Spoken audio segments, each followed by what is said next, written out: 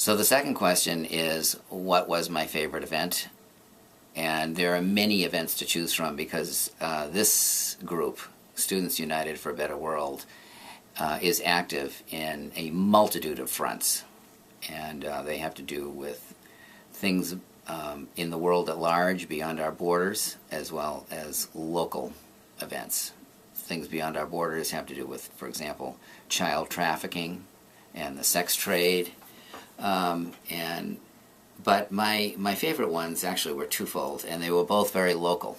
One was that the students got involved in recycling. It's a matter of a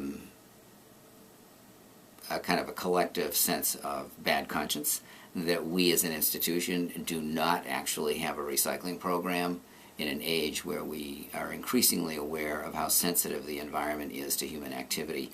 And this organization took upon itself to recycle and did all the work for it and set up the bins. I mean, did all the labor. So I thought this was setting a very strong example and putting their idealism into action, and in a way that taught us what we should be doing anyway. The second was the students' response to the Catholic Worker. The Catholic Worker is an institution, or a movement, I should say, within the Catholic Church. It was founded by Dorothy Day, a very inspiring woman. And I invited some of the students to come with me to the Catholic Worker. These are composed of lay people who voluntarily take the side of the poor by living among them and are committed to peace and nonviolence, all of which they inherited from Dorothy Day, who inherited a large part of her philosophy from the great novelist Leo Tolstoy.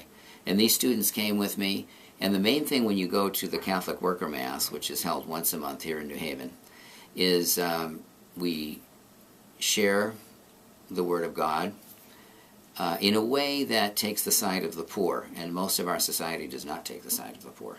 So we rediscover in our own Judeo-Christian roots the prophetic message of the command to be good to our neighbor, and especially to be sensitive to the plight of the poor.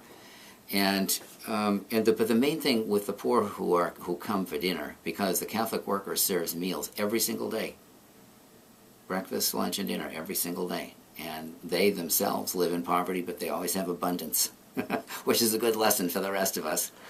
And what the Catholic Worker wants us to do is not to treat the poor as some exotic tribe and look down on them as with condescension that, oh, well, we'll give a little crumbs from the table. But the biggest thing we have to give them is not the food on the table, but ourselves, to share with them our own personalities, to share with them our common humanity, and that's the major point, is our common humanity. So I was quite delighted when we left the Catholic Worker that night. I asked the students who were with me from Students United what they thought, and one of them said, "That is going to the top of our list." And I was very pleased about that.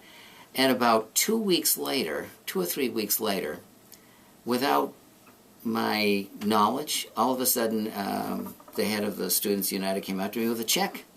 I don't know how she did it, but they're always raising money. But here was a check for the Catholic Worker, and that was succeeded by a number of checks over the last 2 years, and that's over and above everything else they raise money for and everything else they do. So those were both on the local scale in ways that were very, very meaningful to me.